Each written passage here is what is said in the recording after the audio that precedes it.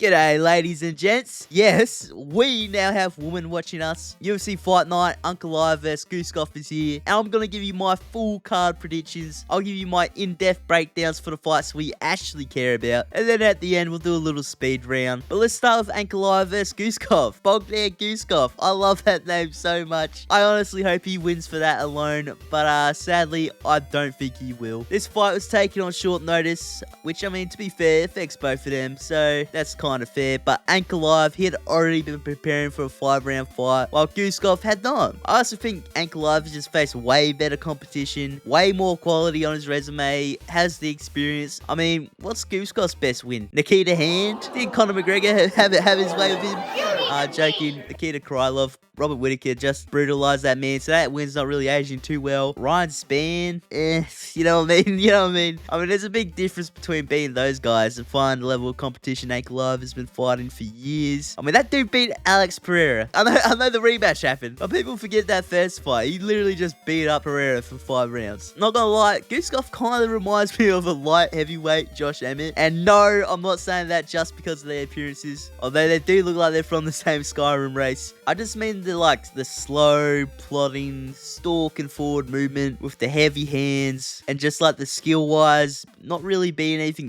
too special. Like, it's decent, it's good, but like, not champion level, you know what I mean? Now, I don't think Guskov gets finished early, and I actually think he might have some moments where he rocks or even drops Ankalaev. I think we're going to see Ankalaev stay way more efficient as the fight goes on, manage his gas tank way better, and I think he's just going to slowly pick up the pace. I got Ankalaev, I'd say, getting around 4 TKO. That's my pick for the main event. And next up, oh man, we got fellow Perth boys, Steve Erceg, taking off Temirov, and oh man, I can't believe I'm gonna say this. I'm gonna say it. I think Erceg might get slumped out, bro. I think he's gonna get slumped. I'm so fucking scared for my boy. I know I'm probably gonna be publicly hanged for saying this as an Australian, but we need to talk about it. Steve Erceg, he has a horrible chin. And I know this is also going to be a hot take, but his defense, it kind of sucks. It kind of sucks. Watch his fights, man. His striking, it looks pretty, and it is pretty. It's good. But he gets caught, and he gets caught, like, in the worst spots ever, like, right on the chin.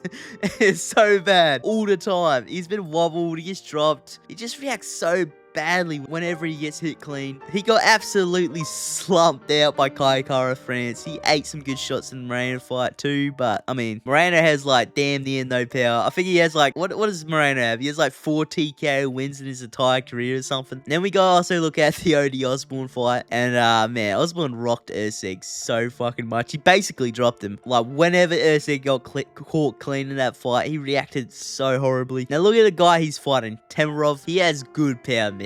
I mean, he took Charles Johnson to a decision, but ignore that. But still, his career is littered with round 1 knockouts. I generally think he's going to flatline Erceg if he lands clean. Erceg, he has to be perfect for 15 minutes, because I don't see him finishing Temirov either. He doesn't really have finishing power. I don't know where that narrative came from. He had like 1 great knockout in the UFC against Matt Schnell, and then that's pretty much it. Temirov, he only needs to land clean once. Then we also have the fact that Temirov has popped before. I know people are going to say, hey, that was for his heart. Look, I'm going to be straight up. In my opinion, and you can disagree, I think that's bullshit. I swear I've heard fighters use that excuse multiple times. I mean, didn't Islam pop for something and have a similar excuse? I know the situations aren't exactly the same, but even the heart thing, I feel like I've heard people use that excuse before after they popped. Maybe he does have it, but I don't know. I just don't trust it. I think he's juiced up, man. I think he's juiced. I think he's gonna sleep Erceg pretty bad. I think this is gonna be a really sad loss, a really bad knockout. I got Temirov. I'm gonna say round 1 KO. Next, we got John Pork versus Respecki. Zabecki, is it Respecki?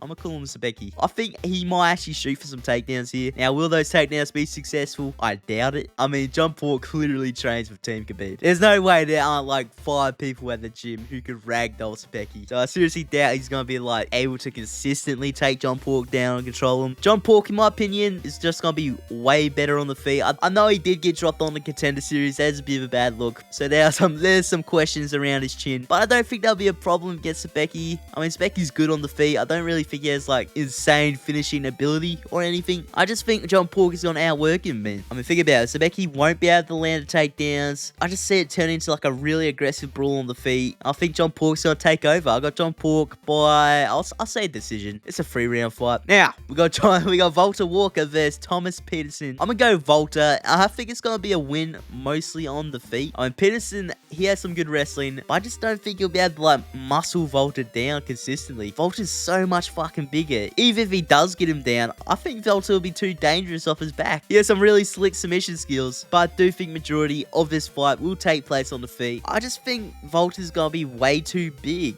He's just so much bigger than Peterson. I just see him bullying Thomas on the feet. Volta might be a little gassed. We've seen him gas out before. And by the third round, I don't think his shots will have that pop. You know what I mean? I mean, he'll still hit hard. And he could get it. But I just don't see him getting a TKO if he gets to the third. I'm going to go Volta Walker by decision. Ding, ding, ding, ding. It's time for the speed round. These are fights we don't care about. Cody Gibson versus Abdul Hassan. I mean, Cody Gibson, ultimate jobber. He's getting fed here and he sucks. Abdul Hassan, round 1 TKO. Bonfim versus Axel Solar. I'm going to go Solar. I think he's just the better striker. Bonfim, he's been finished before. And he's like, what, 1-3 in his last 4? I've got Axel Solar, round 2 TKO. And then JDM will knock out Ismail's brother, Gabriel, a few months later to complete the set. Hey! Next up, Ankalaev versus Mike Davis. We've got Khabib Jr. versus Davis. And somehow the Khabib clone has actually been more active than Mike Davis. I'm picking Ankalaev by decision. Brenson Ribeiro versus Magomed. Brenson has already been knocked out 5 times. He's already reached the Brazilian 10. If you know, you know. And did all that at only 29. You might as well hang it up, bro. Magomed, round 2 TKO. Sam Peterson versus Santiago. I've got Sam Peterson simply because 1, I think he's pretty good. And I know he lost his debut and he lost his last fight, but the 2 people he lost to aren't bad. MVP is really good, bro. And not to mention Santiago, he's basically 40. This is a bit of a layup, to be honest. I got Sam Peterson by round 1 TKO. Dustin is another unk on the card. He's actually been on a pretty decent streak, although he does seem to get wobbled quite a bit. Paired with the age, there's a bit of a dodgy look. I'll go Dustin Jacoby, round 1 KO. Abubakar Vega versus Sagan. I'm gonna go Vega here. He's the favorite for a reason. I think he'll just be the stronger wrestler, have more control in the fight. I'll go Vega by decision. Rizvan Kuniev versus Tyrell Fortune. I'm gonna go Kuniev. I just think he's pretty much better everywhere, and especially has the way better cardio. Fortune gassed the fuck out in his last fight, so I'm going Kuniev by late for round 3 TKO. Islam Dulatov versus Wellington Turman. This is pretty much just Islam Dulatov being fed Turman. He's gonna destroy him. I think Turman might try to take it to the ground. I actually think Dulatov will be the one who submits him. I'll say Islam by round 3 submission. And there you have it. Those are my predictions for the entire card. Let me know your picks below. Let me know if you guys want to see more full card predictions. But yeah, thank you guys for watching. Like, subscribe, and yeah, I'll catch you later.